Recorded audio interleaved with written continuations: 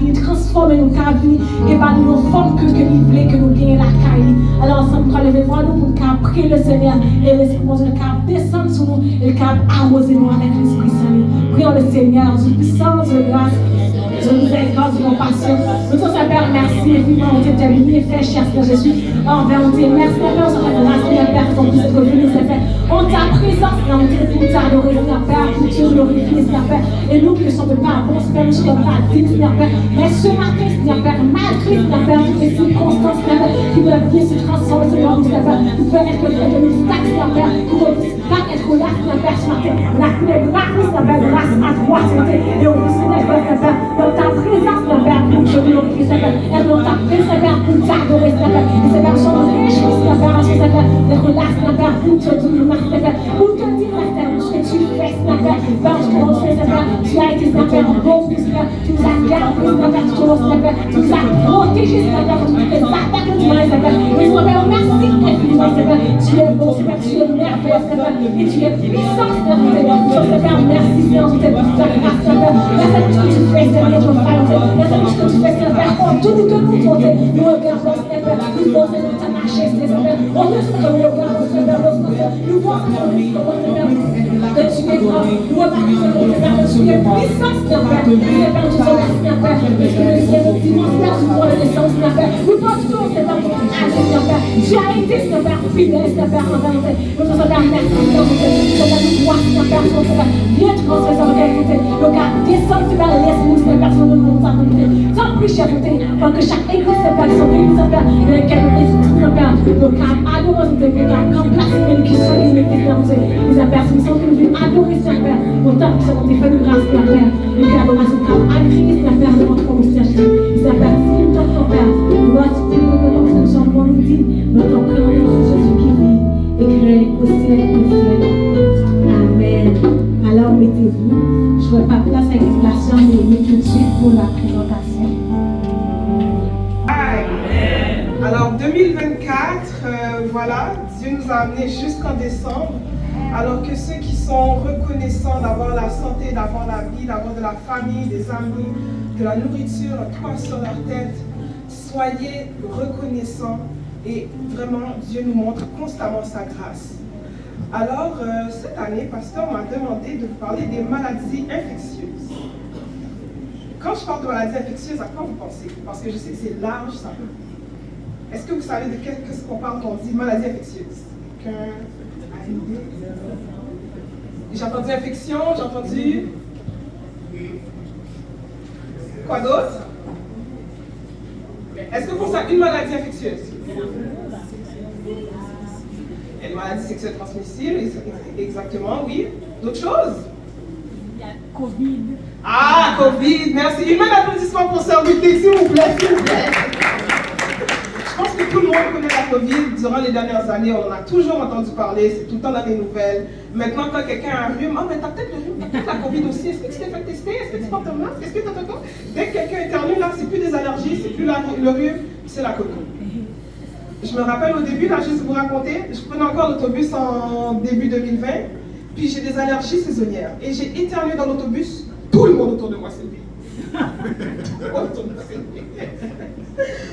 Donc, quand on parle de maladies infectieuses, on parle de maladies qui sont causées par des micro-organismes, des bactéries, des virus, des champignons, des parasites, bref. Okay? Donc, c'est vraiment très, très, très large. Là, je ne pourrais pas vous parler de tout, sinon je vais rester ici pendant une année entière et plus encore. Selon vous, quelle est la maladie infectieuse qui a causé le plus de victimes, le plus de décès dans le monde en 2023? Parce qu'on n'a pas encore toutes les données 2024. Non, c'est pas la grippe, c'est pas le Covid. Cancer n'est pas une maladie infectieuse malheureusement. Mais c'est une des causes de mort principales dans le monde. Ah non, c'est pas le VIH. C'est la tuberculose. Une applaudissement pour Servita. Ouais, c'est la tuberculose. Alors, la tuberculose, en 2023, a pris 1,6 million de vies à travers le monde. On estime qu'à travers le monde, 25% de la population a une forme de tuberculose. Des fois, il y a des gens... Bon, 25% sont inactifs. C'est-à-dire que si on les fait tester, on voit que oui, tu as le virus de la tuberculose, mais tu n'es pas contagieux, tu peux pas la transmettre, tu n'as pas des symptômes. Les gens qui n'ont pas de symptômes de la tuberculose ne peuvent pas la transmettre, mais c'est une maladie en fait qui a pris plus de vie que le VIH et la malaria combinés ensemble. Okay? Donc, on s'entend que dans les pays occidentaux, là où on a vraiment des remèdes, des antibiotiques, on a des hôpitaux, même si c'est difficile de se faire voir, les chances que vous mouriez de tuberculose sont excessivement faibles quand même. Okay? C'est une maladie qui peut être très dure à traiter parce qu'elle a plusieurs formes et tout. Et bon, en fait, c'est sûr qu'on voit davantage la tuberculose dans des endroits où les gens sont moins fortunés d'avoir, par exemple, de l'accès à de l'eau propre et saine, avoir l'accès à des soins de santé. Ensuite de ça, je vais juste me concentrer un petit peu plus au niveau du Québec, du Canada, parce que la tuberculose, pour nous, c'est quelque chose qui est pas vraiment, je dis d'actualité, mais en fait, je pense que vous ne connaissez pas probablement quelqu'un qui a eu la tuberculose. Voilà. Donc, ici, on ne connaît pas nécessairement ça, mais on connaît tous la grippe, on connaît tous le rhume, on connaît tous la COVID. On entend parfois parler, ceux qui ont des enfants, le VRS, je pense qu'il y en a plusieurs qui entendent parler de ça. Et en fait, c'est quelque chose, en fait, c'est des virus qui causent beaucoup d'hospitalisations et parfois des décès aussi. Alors, les gens qui sont plus fragiles, est-ce que quelqu'un sait c'est qui est plus fragile face à la grippe, face au rhume, face au VRS, à la COVID? Les personnes âgées. Quand on dit personnes âgées, on parle à partir de quel âge, je considère? 65 ans et plus, ouais. Ensuite? Ceux qui ont des maladies chroniques, particulièrement les diabétiques, il faut toujours faire attention. Diabétiques et asthmatiques, toujours faire attention. Ensuite? Yes. C'est les immunodéficients. Donc, les gens qui ont des maladies pour lesquelles ils doivent prendre des médicaments qui vont venir affecter leur système immunitaire, les gens qui sont greffés aussi, c'est des gens auxquels il faut faire particulièrement attention. Okay? Et ensuite, ben, il y a les jeunes enfants. On dit généralement en bas de 5 ans, mais en bas de 2 ans, c'est très critique. Okay? C'est plus critique parce que ce qui est pour monsieur, madame, tout le monde, un simple rhume, une simple grippe, peut avoir des conséquences qui sont assez désastreuses chez les jeunes enfants. Okay? C'est des choses, par exemple, si on parle de l'herpès, il y a des gens, je pense que vous voyez des fois l'hiver ou au niveau l'hiver, au début printemps, des fois, ils ont des abcès autour de la bouche et tout. Ah ben ouais, j'ai de l'herpès. C'est des gens à qui il faut éviter de donner des bisous, c'est des gens à qui il faut éviter de partager de la nourriture avec. Et je dis ça par mesure de protection. Parce qu'en tant qu'adulte, c'est pas amusant d'avoir l'herpès. Pour un enfant, ça peut être fatal. Ça peut être fatal à des enfants malheureusement qui reçoivent des bisous de la part de personnes qui ne sont pas mal intentionnées. Mais à cause d'un bisou, ben là, le petit enfant, il se ramasse à l'hôpital avec une infection au cerveau, avec des fois des enfants qui ont des séquelles à vie, donc des enfants qui deviennent aveugles, des enfants qui finissent par perdre leur motricité. Je dis ça parce que c'est quelque chose qui arrive au milieu hospitalier qu'on voit, mais que des fois on ne pense pas toujours. C'est sûr que oh, des bébés c'est cute, c'est bon, c'est la mais il faut faire attention.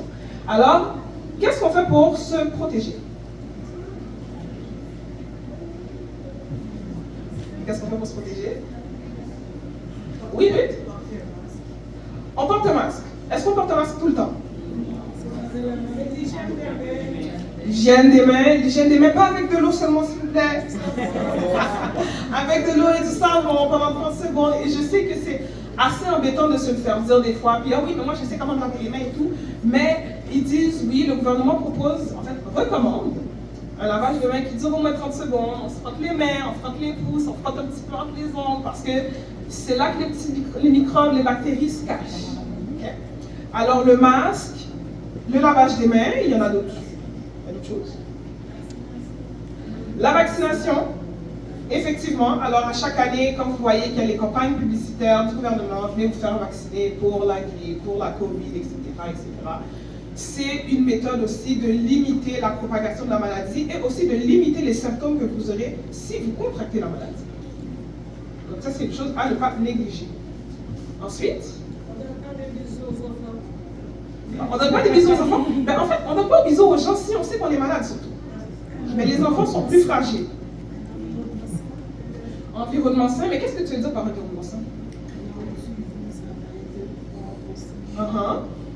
J'aime ce que tu viens de dire, Sir Claudine. J'aime. Alors, quand on parle d'un environnement qui est propre, chez vous, qu'est-ce que vous pensez qui est le plus à risque de vous rendre malade? Ah, je le sais. Eh bien, sachez que non. Votre bol de toilette est probablement plus propre que plusieurs choses que vous manipulez. Pardon?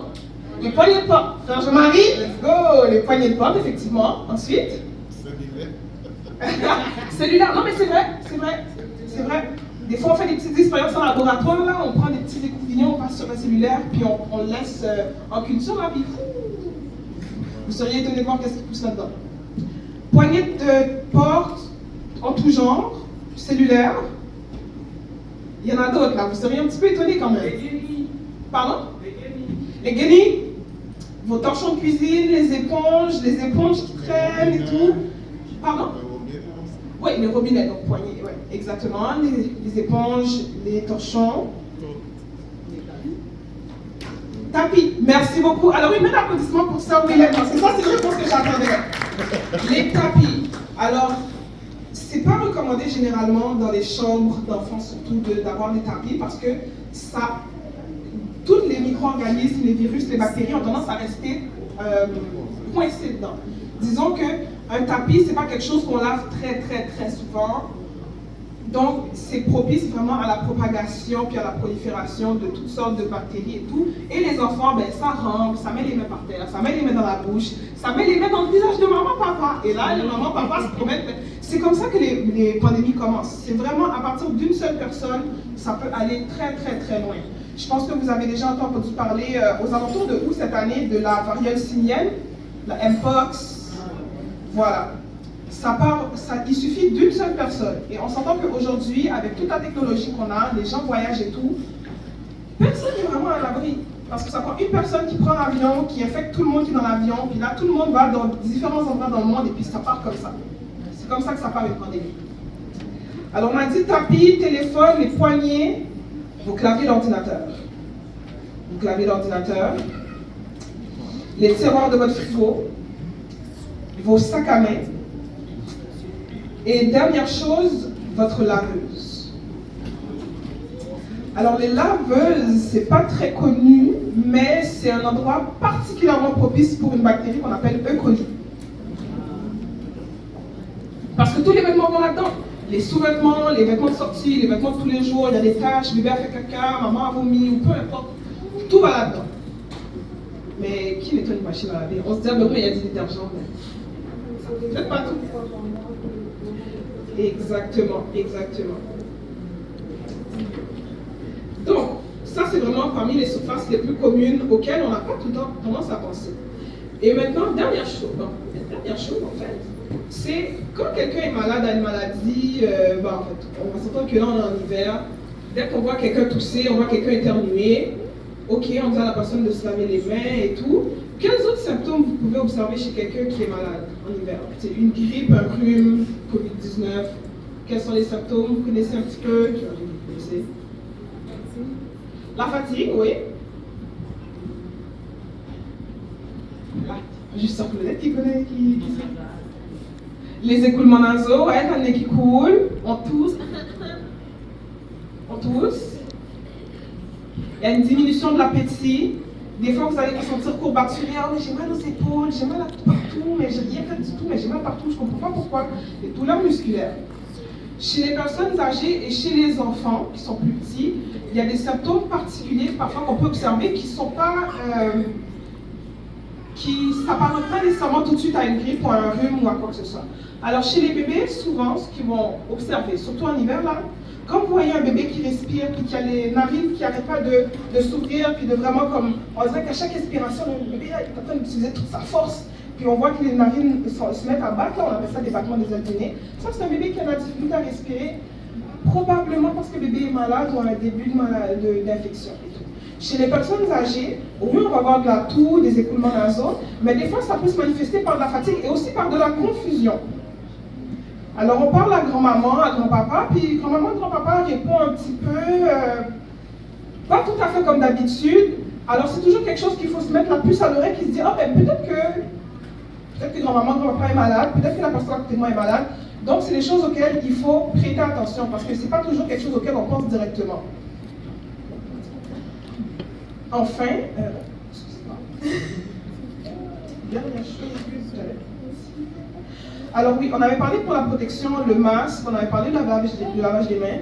Si vous savez que vous êtes malade, le gouvernement le dit tout le temps, restez chez vous. Restez chez vous, parce que c'est sûr que c'est vraiment la meilleure façon de pouvoir vous protéger. Et aérer également chez vous. Donc, je sais qu'en hiver, ça ne vous tente pas d'ouvrir les fenêtres, parce qu'il fait froid. Mais aérer un peu, ça va diminuer la quantité de pathogènes en fait, qui circulent dans l'air, qui peuvent vous rendre malade et qui peuvent rendre les gens autour de vous malades. Donc, que Dieu vous bénisse, passez un bon hiver, protégez-vous, protégez les gens qui vous aiment et que vous aimez autour de vous, et même les gens que vous ne connaissez pas, parce qu'on ne sait jamais qu'est-ce que les gens autour de nous ont, et parfois ça peut prendre juste une petite infection qui dégénère et qui finit par vraiment causer des hospitalisations et des séquelles qui peuvent être graves, enfants, adultes, aînés. Que Dieu vous bénisse. Amen.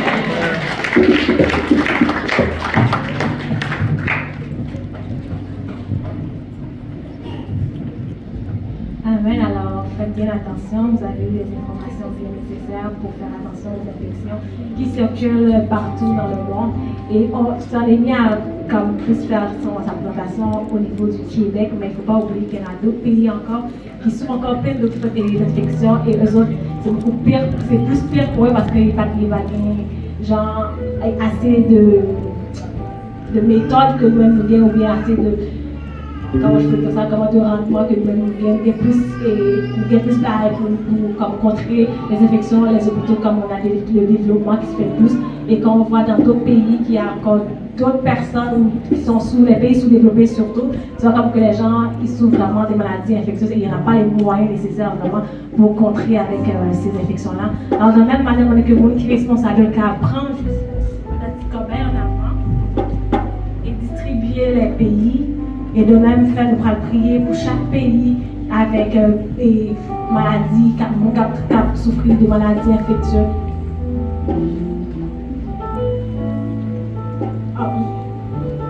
Que ça va passer, que chaque monde prend un petit papier et on va regarder comment passer les semaines patientes. C'est tout à fait vrai, on est comme responsabilité que pendant toute semaine-là, vous pouvez prier pour ce paysan et garder avec vous-même dans chaque prière que vous avez fait durant la semaine et que vous pouvez lever chaque paysan que vous dans le Seigneur qui peut porter guérison et porter les biens nécessaires qu'ils ont besoin en fait pour contrer avec ces maladies.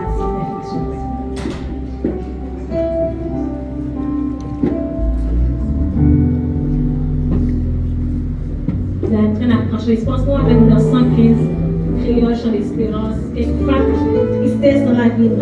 Quelquefois, qu'on a un gros fardeau tout. Mais nous connaissons, quand Jésus sauve nous, Jésus l'a pour toujours.